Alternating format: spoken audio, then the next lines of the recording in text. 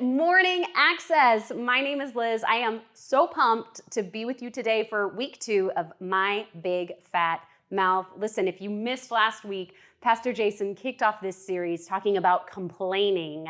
And today I'm here to continue the series and talk about criticizing. And listen, before you start tagging people in the chat that you want to hear this message or elbowing your spouse, let's remember that the series is called My Big Fat Mouth and that we need to remember and be open to receiving what we can in this time. I want to talk about criticizing. And listen, I came up in kind of a background that was heavy in criticism, not in my home. I had an amazing home, but I have a background in music, okay?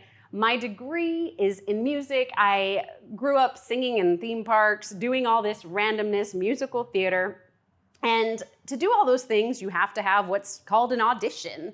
An audition basically means you go into a room, a cold, scary, lonely room, and you put your life's work out there to essentially be criticized. I mean, I can tell you about, because 99.9% of my auditions have been failures, I can tell you about auditions where I went in and the night before I had gotten my hair done, I had gotten my nails done, I made sure my makeup was perfect, I got paid money to get new headshots, I got my resume updated, and I went in there, brushed up with my vocal coach, and I went in there to that audition and gave my all, okay? So I left my heart, my soul, my vocal cords on the floor of that audition room.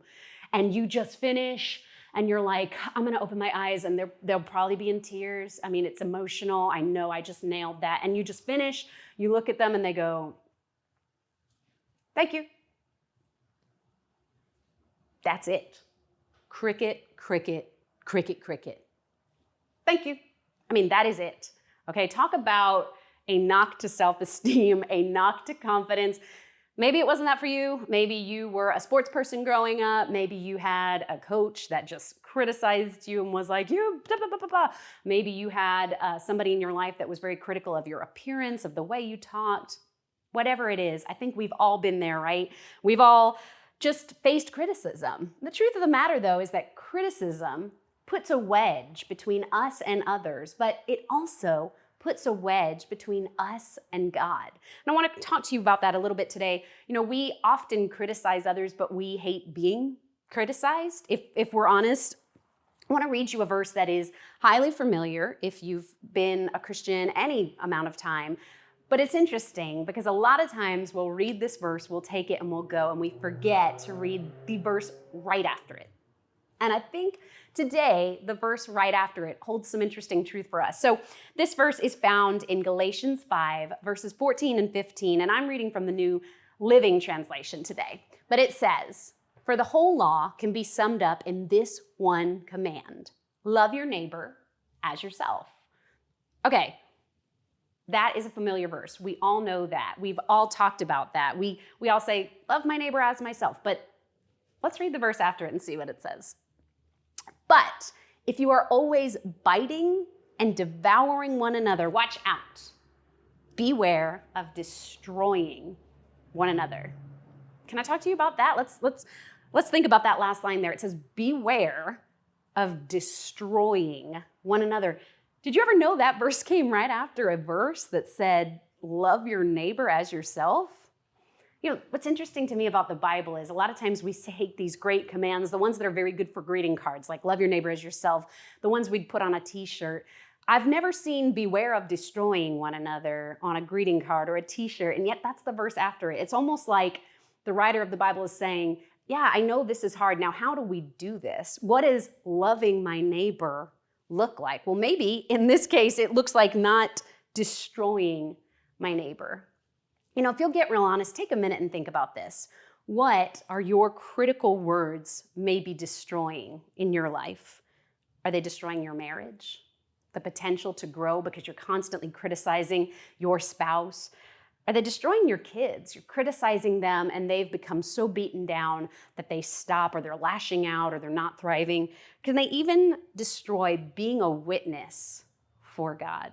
The truth of the matter is that people won't see your heart or God's love if they can't see past your critical attitude. That's a tough pill to swallow, but it's true. If we're honest in this time, I think for the next few minutes, I'd like us to just say, hey, we're going to be honest. Let's ask ourselves some questions. I want to read some verses for you. And then what are these verses saying to us about being critical? What can we ask ourselves? The first one is in Proverbs 12:18, and it's also from the New Living Translation. And it says, some people make cutting remarks. Again, don't tag anyone in the chat that you just thought of, but some people make cutting remarks, but the words of the wise bring healing. Stop and ask yourself this question. Do my words heal or do they cut? Does what I say to someone on a day-to-day basis heal them or does it cut them? Does what I post on social media heal someone or does it cut? Can I get an amen right now? Because I know some of you are feeling this. Conviction, all that, like me too.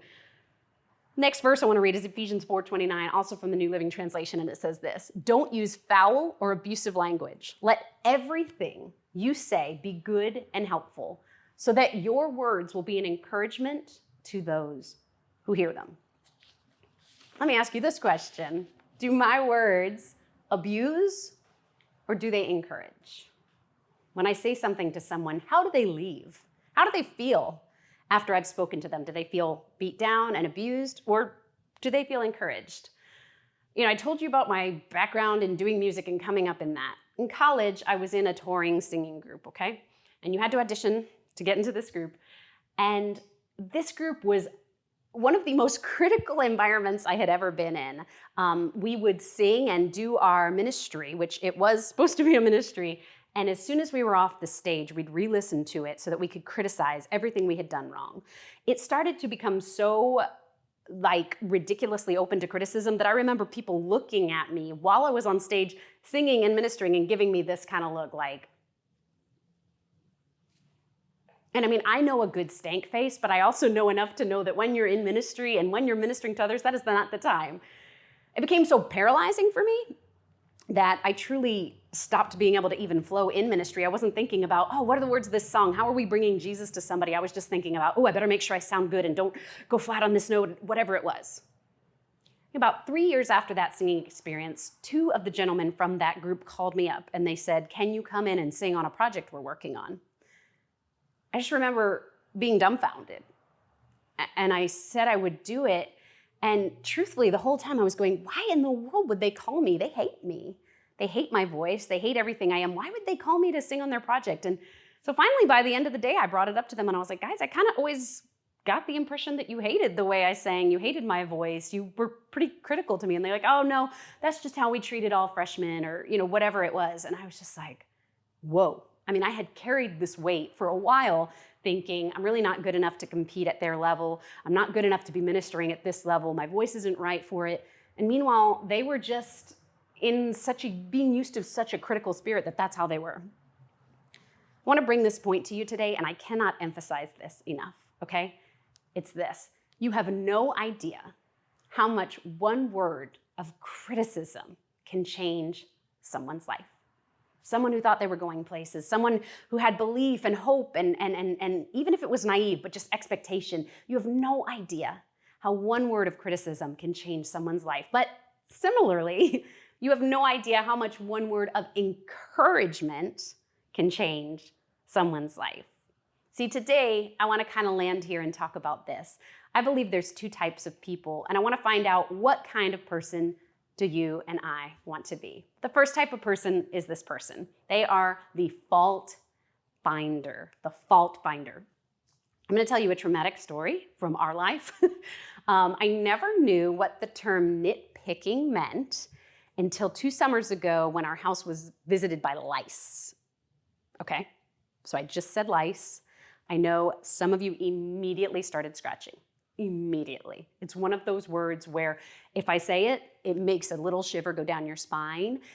If you've ever lived through lice and lived to tell, please let us know. We could pray for you. Just drop something in the comments. Be like, solidarity, whatever. Lice is awful, okay? And on my sons, who have very short hair, wasn't that big of a deal. We did the treatment. We could shave their head down to so small. And really, the bugs, if we saw them, we said, pick them out, no problem.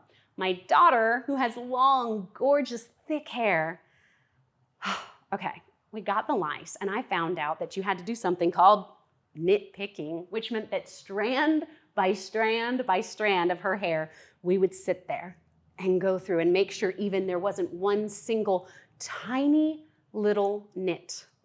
Because if so, that nit could become more lice. So it was like you'd go through and think you crushed it, and you could just miss one tiny little thing, and you had to start the whole process over. Nit picking was going through what felt like a haystack looking for the tiniest needle. How many of us are nitpickers with our words, with the way we look at others? We could look at the whole picture and say, it's beautiful, it's great, and yet, oh, did you notice this? Oh, did you notice that? Oh, let me look for this one tiny little thing to find and to judge and to criticize and to tear down instead of looking at the whole picture. That's what nitpicking is. That's what a fault finder is. Maybe you do this with people. You say, I don't like how she posts on Instagram. I don't like that vacation they just took. They can't afford that. I don't like the way this person posts about this or that. I don't like the way this person has lived their life. I think they should do it this way. Or I don't like the way that person chews, which, if I'm incredibly honest, is also a trigger for me, and maybe that one's okay, because truly, has there ever been a quicker path to murder? No, okay. We pick apart people. Have you ever been sitting on your couch watching like American Idol or The Voice, and you're just sitting there, going back to music being in critical environment, you're going there sitting like, this wasn't her best. He was okay. Meanwhile, like, you're on your couch in like Snoopy pajamas, eating ice cream. They're on The Voice, but you're like, she could have done better. Like, what? Or I didn't like so-and-so's last album. And they're like, I can't hear you above the ring of my Grammys, but you're there in your house. Like, we do this in sports. Ugh, I would have caught that. Would you? Would you have? But we just criticize, don't we? And we pick people apart. Can I tell you, two types of people, fault finder. You know who was a famous fault finder? Satan. The Bible in Revelation actually calls Satan an accuser. He was the accuser. He was the one who came in and said, you're condemned. He was a famous fault finder. Why do we find ways to criticize people? I think that we do this for a few different reasons. I think we criticize people because we're full of pride. I think we know what's best, like saying, oh, she should have done this song, or whatever it is. We think we know best. I think we are insecure. So I think sometimes we see in others and we are jealous or we're insecure. It triggers something in us, and so we say, I'm going to criticize that. Oh, she released a book. Her book wasn't that good. But you're sitting on a book and you want to write it, so you're going to criticize that. Or she just posted a picture in a bathing suit, or whatever it is. We're insecure, so we criticize what triggers us. Sometimes I think when we are criticizing, we think, oh, this makes me look smarter. This makes me look like an expert. And can I tell you, it's actually quite the opposite. It doesn't really make you look smarter. It just makes you look critical. I think we also criticize because we don't understand. We come from a place of not knowing. Do you ever remember, if you have children, before you had kids, judging someone's parenting? It's funny because you'll be this young couple on a date in a restaurant and like a kid is on the ground at the Outback Steakhouse, like licking up day-old bread. And you're like, what terrible parents. Like, when I am a parent, I will be so good. And my kids will walk in with their hands folded. And then you become a parent. And you go, you know what? Sometimes it is easier to let them lick up day-old bread than to deal with the ensuing tantrum. We criticize things we don't know. Can I offer you this and maybe step on a toe or two? I think we like to criticize the church, say the music's too loud, they didn't do the song I wanted, he preached on this, I wanted him to preach on that. And do we know or understand? Not really. We criticize from a place of the things we don't know. Can I ask you this? Have you ever met a critical person you wanted to be like? Can I ask you this further? Have you ever met a critical person you even wanted to be around? Probably the answer is no. It's an awesome verse. This is actually the Passion Translation, but it's found in Romans 14. 13, and it says, so stop being critical and condemning of other believers, but instead determine to never deliberately cause a brother or sister to stumble and fall because of your actions. So there's two types of people. Do I want to be a fault finder, or do I want to be a hope giver? So the Pharisees, they were fault finders, right? Jesus would be healing and they're like, yeah, but you did it on a Sunday. Like, meanwhile, somebody just, their whole life was healed. Satan, he was the accuser, right? But Jesus was a hope giver. He was the ultimate hope giver. In fact, Romans 15:13 in the NIV, it calls Jesus this. It says, may the God of hope, may the God of hope fill you with all joy and peace as you trust in him, so that you may overflow with hope by the power of the Holy Spirit. See, the Pharisees would come along and point out sin. Jesus would come along, he would call sin what it was, but he never left people there. No, he called sin what it was, and then he left people with hope. He said, you're stuck in this pit of sin, yes, but you can get better. You can be in a better place. You see, you have no idea when you criticize, say, your spouse, what a wedge you are putting between you and them, and how you are distancing and breaking intimacy in the bond of marriage. You have no idea when you criticize your kids, how they feel belittled and beat down and discouraged. And you have no idea how foolish you look when you criticize people over and over and over again. It doesn't make you look better. So you have no idea how God can use one word of encouragement to change a life. Ephesians 4:29 in the New Living Translation says, don't use foul or abusive language. Let everything, what thing? Everything you say, be good and helpful, so that your words will be an encouragement to those who hear them. So here's the test. This is a simple question we can all ask ourselves. Is what I'm saying good and helpful? Can I encourage you? If it's not good or helpful, don't say it. That's it. That's like the whole message. Say less, pray more, criticize less, encourage more, critique less, bring more hope in the way you speak, in the way you live, in the way you write, in the way you interact on social media. Let me tell you a story from the Bible. There's a man in the Bible named Saul. Saul was a persecutor of Christians and believers. I'm not talking about he attacked them on Facebook. I'm talking about he killed them. He was there when Stephen, the first recorded martyr, was killed. He was the worst of the worst. And he has an experience with God on the road to Damascus. He is literally blinded, and all of a sudden he turns his life around. You know, it's believed that Saul, who then becomes Paul, wrote 13 of the books of the Bible. That speaks to me. If God can look at someone who was the worst of the worst and not criticize, not look at what they did that was their darkest moment, but find potential, who am I to not do the same? Who in your life has criticized you and you've carried that for a long time? Maybe a teacher who said, you read slow. Maybe a coach who said, don't go out for the team, you would never make it anyway. Maybe the person who you were singing and they said, woof, girl. Whatever it was. We carry that, don't we? We carry lifelong criticism. Or who is the person in your life that encouraged you and gave you hope? There's a good chance you carried that. Your chorus teacher who said, you're awesome, try out for the solo, you can do anything. The person who looked at you in the eye when you were a kid and said, I was a slow reader, I think what you did was perfect.